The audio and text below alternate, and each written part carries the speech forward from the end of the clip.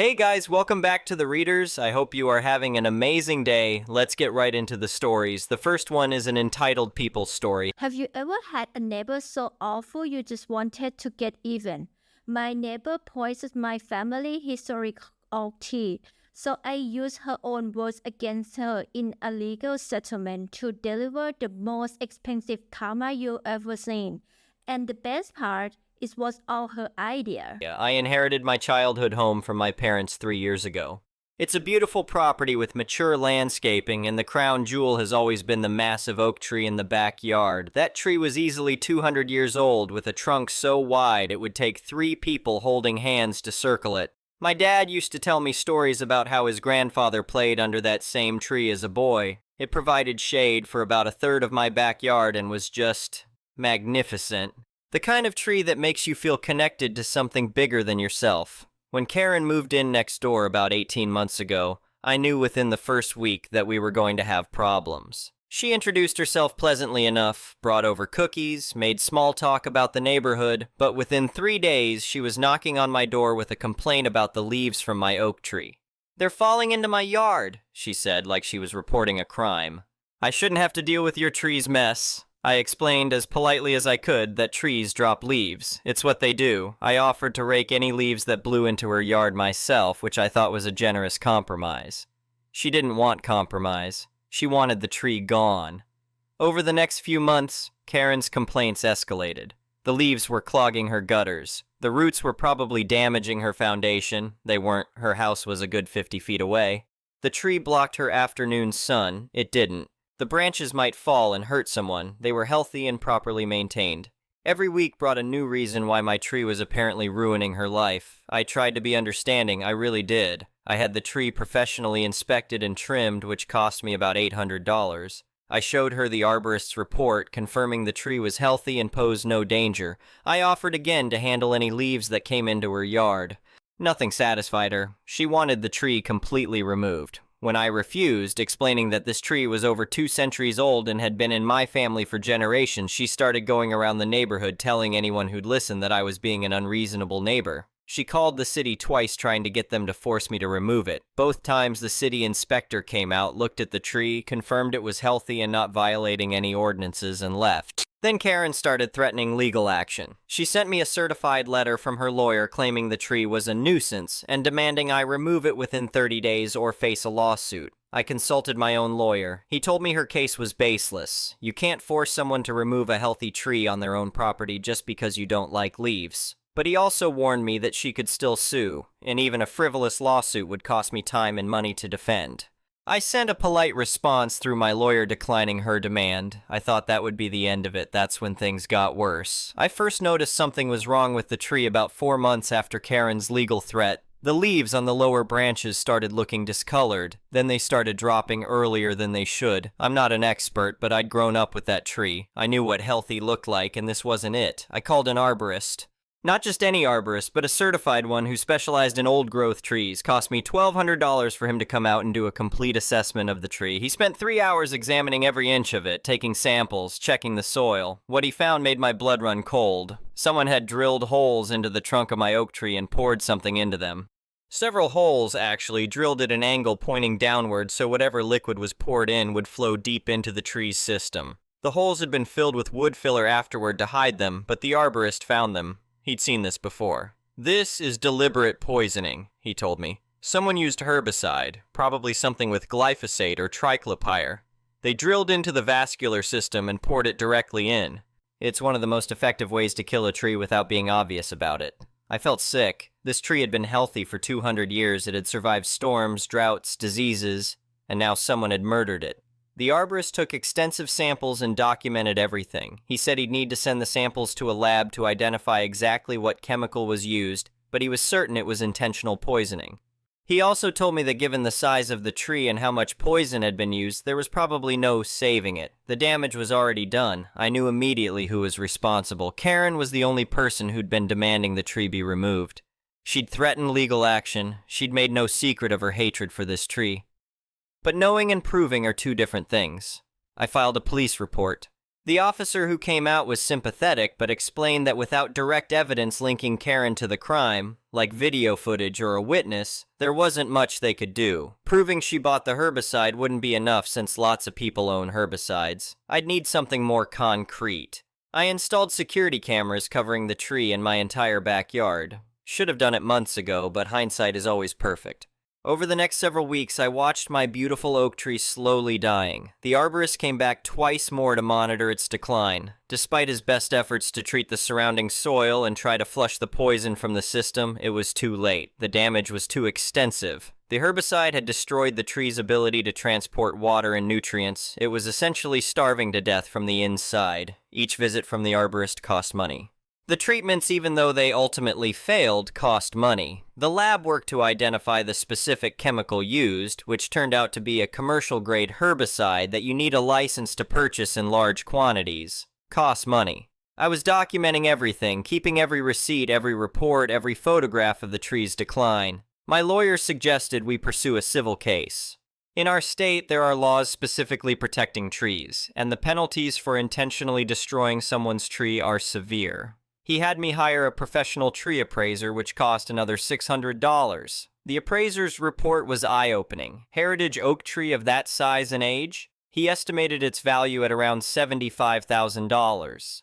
My lawyer explained that tree law in our state allows for treble damages, meaning if we could prove Karen destroyed the tree, she could be liable for 3 times its value, $225,000. We sent Karen and her lawyer a letter laying out everything we knew. The evidence of drilling and poisoning, the arborist reports, the appraiser's valuation, the potential treble damages. We offered her one chance to settle this before we filed a lawsuit.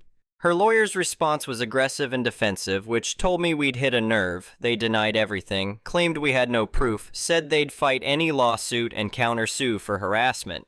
So we sued. I won't bore you with every detail of the legal process, but discovery was very interesting.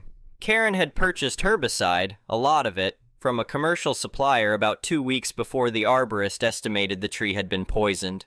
She'd apparently told the supplier she was clearing brush on a large property. The supplier kept records. We subpoenaed them. She also had internet search history we obtained through discovery. Searches for how to kill a large tree without being caught, poison tree without evidence, and tree removal laws. Her lawyer tried to get that evidence excluded, but the judge allowed it. We also deposed her. Watching her squirm under questioning, contradicting herself, getting visibly angry when my lawyer pressed her on her hatred of my tree, it was something. Not satisfying, really, because my tree was still dying, but at least validating that I wasn't crazy for suspecting her. About 2 weeks before the trial was scheduled to start, her lawyer approached mine about settling. They could see which way this was heading. A jury was going to be shown pictures of this magnificent 200-year-old tree, hear testimony about its historical significance, learn that this woman had poisoned it because she didn't like raking leaves. It wasn't going to go well for her. The settlement took another month to negotiate. Karen's insurance wouldn't cover this because it was an intentional act, so this was coming out of her pocket. She couldn't afford the full treble damages, and my lawyer advised me that even if we won at trial, collecting a $200,000 judgment from someone who doesn't have it is difficult. We settled for $53,000. She'd pay the appraised value of the tree in installments. She'd pay for the tree removal, which was going to be expensive given how large it was. She'd pay my legal fees. And, this was the part my lawyer insisted on, she'd sign an agreement stating she would not pursue any legal action regarding trees on my property, now or in the future. She also had to provide a written apology admitting she'd poisoned the tree, though that was mainly to have documentation of her admission rather than for any emotional satisfaction. Her apology was clearly written by her lawyer and was about as sincere as you'd expect. The settlement was signed on a Monday. She paid the first installment of $20,000. The rest would come in payments over 6 months. The estimate to remove the tree safely? $18,000. That might sound like a lot, but this tree was absolutely massive, over 80 feet tall with a trunk diameter of nearly 6 feet. The branches alone weighed tens of thousands of pounds. They'd need a crane, a full crew, and nearly a week to take it down in sections without damaging either property. For a tree this size in a residential area with houses nearby, $18,000 was actually reasonable. I got quotes from 3 different tree removal companies. I went with a reputable company that specialized in large tree removal. They'd done work for the city and had excellent reviews. Their estimate was middle of the road. One company quoted $22,000, another quoted $15,000, but seemed sketchy about their insurance coverage. The removal company's foreman came out to assess the job and plan the approach. He explained they had a few options for how to bring the tree down. The safest method would be sectional removal from the top down, essentially climbing up with ropes and harnesses, cutting off branches piece by piece, lowering them with a crane, then slowly working their way down the trunk. This method was foolproof but slow. It would take nearly a week and cost about $26,000 because of the labor and equipment time involved. The other option was a standard directional fell. They'd assess the tree's lean and weight distribution, make strategic cuts, and drop it in a controlled direction. This was standard industry practice for trees this size when there was enough space to drop them. It was faster. They could do it in a day, maybe two, and cheaper. That was the $18,000 option. The risk was that it required the tree's internal structure to be sound so it would fall predictably. The foreman said healthy trees responded well to this method, but compromised trees could be unpredictable. I asked him what he meant by unpredictable. "Well," he said, "if the heartwood is rotted or the internal structure is compromised in ways we can't see from outside, the tree might not fall exactly where we plan. Could twist, could chair, that's when the trunk splits partway through the fall. With a healthy tree, you can predict it within a few feet. With a compromised tree, all bets are kind of off." He explained that they wouldn't know for sure until they started making cuts and could see the internal wood. If it looked bad, they'd stop and switch to the sectional method, but that would mean higher costs. Now, here's where I got clever about the whole thing. When negotiating the settlement, Karen had been absolutely fixated on costs. Her lawyer kept pushing for language that would minimize her expenses. The final settlement included a clause specifying that I would remove the tree using standard industry practices at reasonable cost. That language was specifically inserted at her lawyer's insistence because Karen didn't want to be on the hook for an expensive removal if I decided to gold plate the job to spite her. I scheduled the removal for 2 weeks out. That was the earliest the company could fit me in. Then I sent a formal notification to Karen's lawyer stating that I'd contracted with a licensed and insured tree removal company to perform standard directional felling per industry best practices in accordance with the settlement terms requiring reasonable cost management. It sounded perfectly professional and reasonable. Her lawyer didn't object. Why would he? Standard industry practices at reasonable cost was exactly what the settlement required. What I knew, and what Karen's lawyer apparently didn't think about, was that standard industry practices for a poisoned tree with compromised internal structure wasn't the same as standard practices for a healthy tree. The poison Karen had used had rotted the tree from the inside in ways that weren't fully visible externally. The safe, appropriate method for a poisoned tree was the expensive sectional removal. But that wasn't standard practice, that was premium cautious practice. And it wasn't reasonable cost, it was 40-some% more expensive. Karen had demanded, both verbally during our conflicts and in the legal settlement language, that I use the cheapest standard method, so that's exactly what I authorized. I wasn't doing anything wrong, the removal company was licensed and insured. Directional felling was genuinely a standard industry practice. The settlement required reasonable cost. I was complying with every requirement exactly as specified. If the tree Karen had poisoned didn't cooperate with the standard removal method because she'd destroyed its internal structure, well, that seemed like a problem of her own making. The day of the removal was a Tuesday. I'd taken the day off work to be there. The crew showed up right at 7 in the morning with 2 trucks, a crane, and a wood chipper. Professional operation, everyone in safety gear, equipment in good shape. They knew what they were doing. The foreman spent the first 20 minutes walking around the tree, looking up into the canopy, examining the trunk. Then he took a drill with a long bit and made several test holes to check the internal wood structure. He'd extract the bit and examine the wood dust and fragments that came out. I watched him frown several times. Finally, he came over to where I was standing on my back porch. "Mr. Harrison," he said, "we've got a problem. The internal structure is worse than I expected. The heartwood is significantly rotted. That poison really did a number on it. We can still do the directional fell if you want. We'll do our best to put it where we plan. But I'm going to be honest with you. There's maybe a 40% chance it doesn't go exactly where we want. Could chair on us, could twist as it falls. The rot isn't uniform throughout the trunk, which means the weight distribution is going to be unpredictable." He explained that with the crane and rigging, they could probably control it enough to keep it away from both houses, but there were no guarantees. The tree might behave, might not. "What do you recommend?" I asked. Honestly, section it from the top down, yeah, it'll take 3 days instead of 1. Yeah, it'll run you another 8,000, maybe 9, but it's the safe play. We take it down piece by piece, we control every step, no surprises. I pulled out my phone and showed him the settlement document, specifically the section about standard practices and reasonable cost. If I deviate from that and authorize the more expensive method, her lawyer might argue I deliberately inflated the cost to sticker with a bigger bill. The settlement requires standard practices at reasonable cost. Isn't directional felling standard practice? He scratched his jaw. I mean, yeah, it is. We do it all the time. It's just, with a tree in this condition, the cautious play is sectional. But you're right that directional is standard. It's your call. We can do it either way. I just wanted you to understand the risks. What are the risks to your crew? I asked. That was actually genuine concern. I didn't want anyone getting hurt. My guys will be clear, he said. We're not climbing it for the directional fell. We make the cuts and get clear before it comes down. The risk is property damage if it doesn't fall clean, but we've got insurance for that. It's your property, so it's really your call on how much risk you want to take versus what you want to spend. I thought about it. I genuinely did think about it. Part of me wanted to just pay the extra $8,000 myself and be done with it safely. But another part of me, the part that had watched my family's 200-year-old tree die slowly over months because this woman couldn't handle raking some leaves, that part wanted Karen to face the full consequences of her actions. She'd poisoned the tree. She'd made it unstable. She'd demanded cheap removal. The settlement terms she'd insisted on required standard practices at reasonable cost. A directional fell was standard practice. If the tree she'd poisoned didn't cooperate with that standard practice, that was a consequence of her choice to poison it in the first place.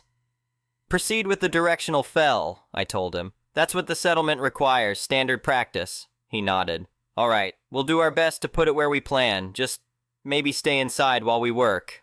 I went back into the house. I didn't really want to watch anyway.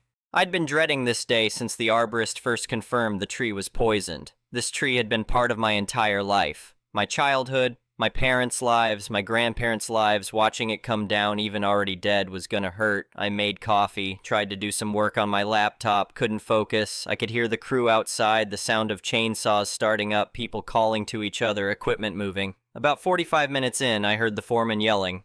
Sharp, urgent yelling, then a tremendous crack that sounded like a gunshot, except it kept going. A long, horrible cracking sound that went on for seconds. I ran to the back window. The tree was falling, but it wasn't falling the way they'd planned. I could see the foreman and his crew running, getting clear. The massive trunk was twisting as it fell, rotating in a way that clearly wasn't intended. The structural failure inside was causing it to behave completely unpredictably. I watched in horror as the main trunk came down directly toward my pool area. The tree fell almost in slow motion, this massive piece of history crashing down. The impact shook the ground. I felt it through the foundation of the house. The trunk obliterated my pool, just completely crushed it. The pool deck shattered, water erupted everywhere. The trunk was so large that it didn't even fully fit in the pool. It crushed the pool and extended another 20 feet beyond it.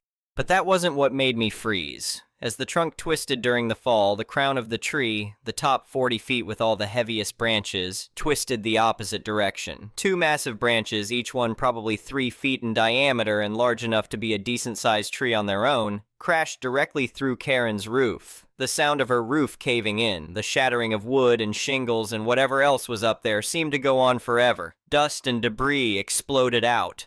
I could see into her attic through the holes the branches had punched through. Then silence.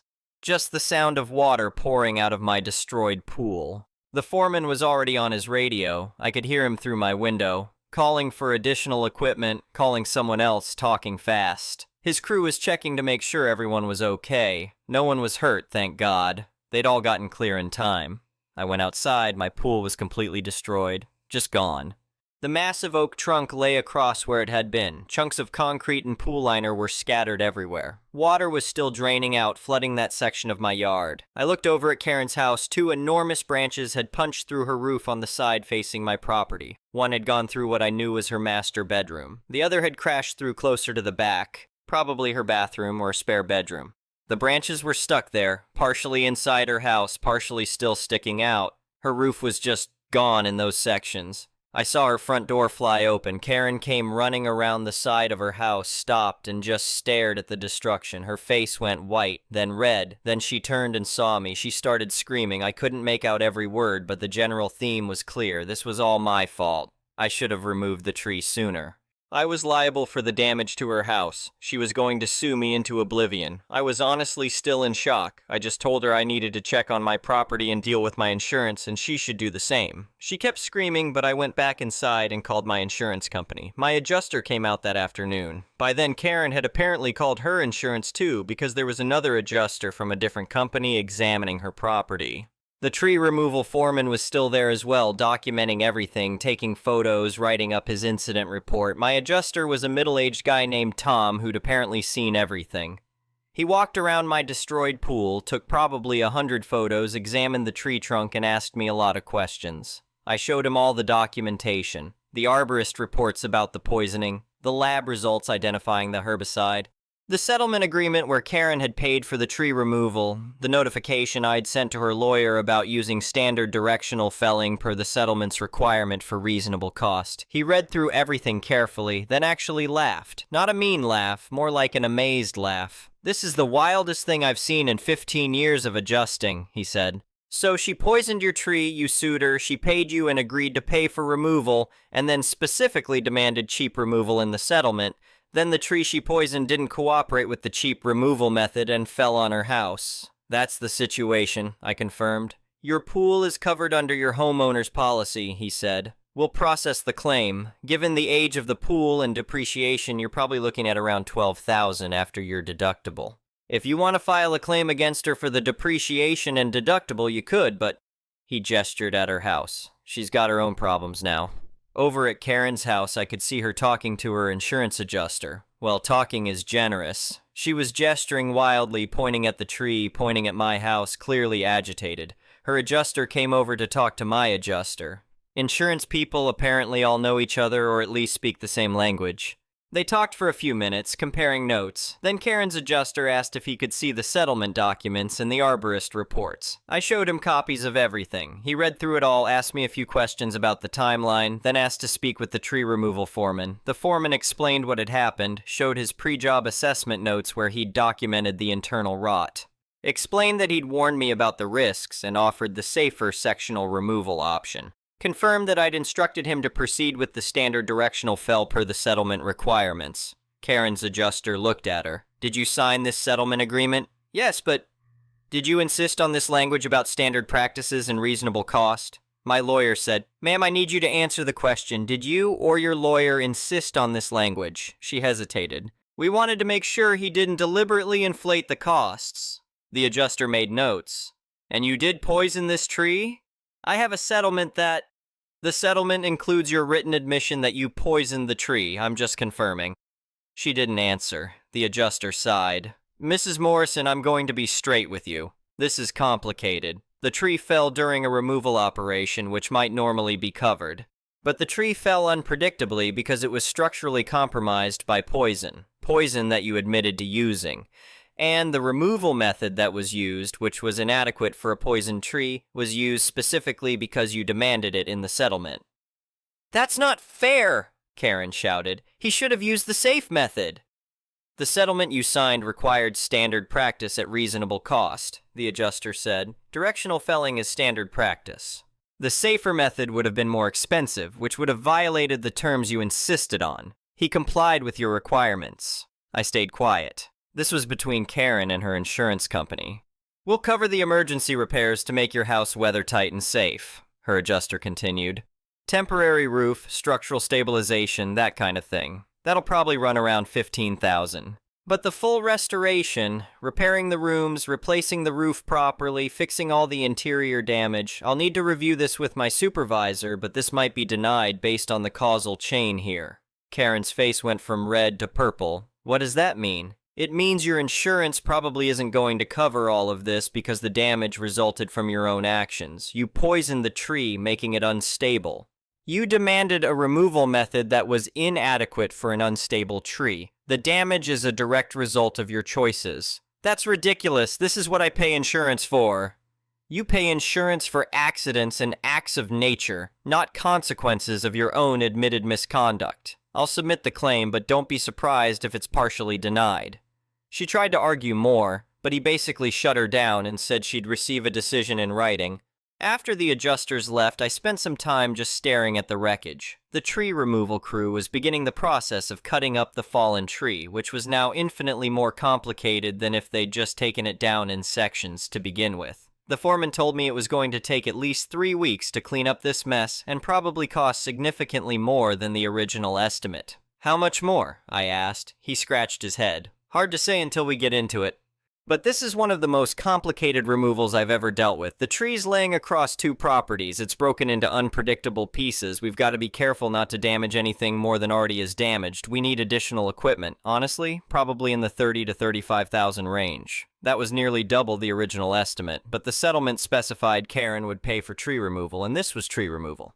It was more complicated because the tree had fallen unpredictably, which happened because she'd poisoned it. I contacted my lawyer. He reviewed everything and confirmed that the additional removal costs were still covered under the settlement. Karen had agreed to pay for removal of the tree. This was removal of the tree, just more complicated than planned. If she wanted to argue about it, she could, but he doubted her lawyer would advise it given everything else. Over the next few weeks, the tree removal crew worked almost every day cutting up and hauling away the remains of my oak tree. It was depressing to watch. 200 years of growth reduced to sawdust and wood chips. My insurance processed my pool claim. After depreciation and my deductible, I got $12,000. A new in-ground pool was going to cost about $30,000, so I'd be paying $18,000 out of pocket. But at least it was getting replaced.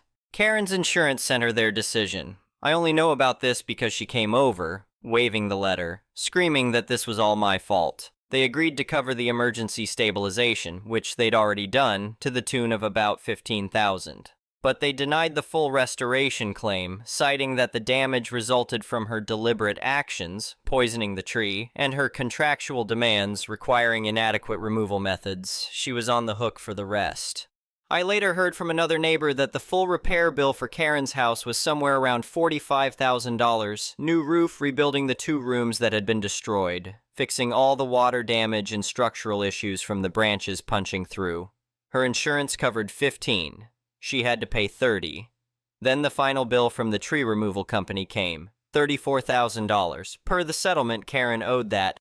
She tried to sue the tree removal company, claiming they were negligent. The company's lawyer presented all their documentation, the foreman's notes about warning me, my authorization to proceed with standard practice per settlement requirements, the fact that directional felling was indeed standard practice, and they were fully licensed and insured to perform it. Case dismissed. She tried to sue me. Her lawyer, the same one who'd negotiated the original settlement, actually advised her not to. First, she'd signed a clause agreeing not to take legal action regarding trees on my property. Second, I'd complied with the settlement terms exactly as written. Third, the causal chain was pretty clear. She poisoned the tree, she demanded cheap removal. The poisoned tree failed during the cheap removal. No court was going to find me liable, but she filed anyway. Some people can't help themselves. Her lawyer withdrew from the case, so she had to find a new one. The new lawyer looked at everything and immediately filed a motion to dismiss his own client's case. He apparently had a long conversation with her about how this was going to cost her more money in legal fees to pursue a case she couldn't win. She dropped the suit. From what I pieced together later, Karen's total costs were the original $53,000 settlement, the $34,000 in tree removal overages, and about $30,000 for repairs her insurance didn't cover. $117,000, all because she didn't want to rake some leaves. My costs, $18,000 for the difference between my insurance payout and the new pool, plus all the legal fees and arborist fees from before, though those were covered in the settlement. So, really, just the $18,000. I spent about 6 months watching my new pool being installed. Karen's house repairs took about the same amount of time. We never spoke during that period. I'd see her occasionally, leaving for work or coming home. She'd glare at me. I'd ignore her. The neighborhood gossip mill was working overtime. Everyone knew the whole story by then. Small neighborhood, people talk. Opinion was mixed. Some people thought I'd been vindictive in how I handled the tree removal. Others thought Karen got exactly what she deserved. Most people just stayed out of it. My new pool was finished last summer. It's beautiful. Modern, energy efficient, better than the old one in almost every way. I'd never have upgraded if this hadn't happened, so there's that silver lining. The corner of my yard where the oak tree stood is empty now. I planted a new oak sapling there, but it'll be 100 years before it's even a quarter the size of what was there before.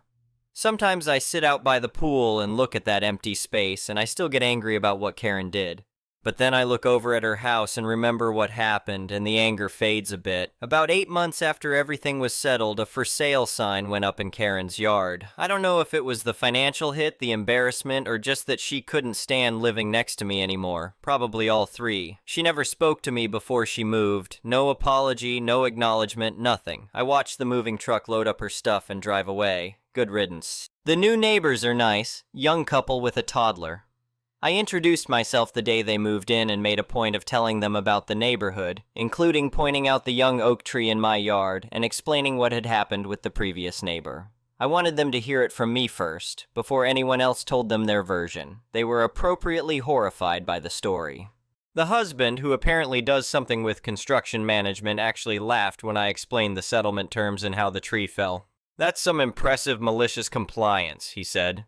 And that's really what it was. Karen demanded, both in person and through her legal settlement, that I remove the tree using the cheapest standard method. She forced specific language into the settlement about reasonable cost because she didn't want to pay a penny more than necessary.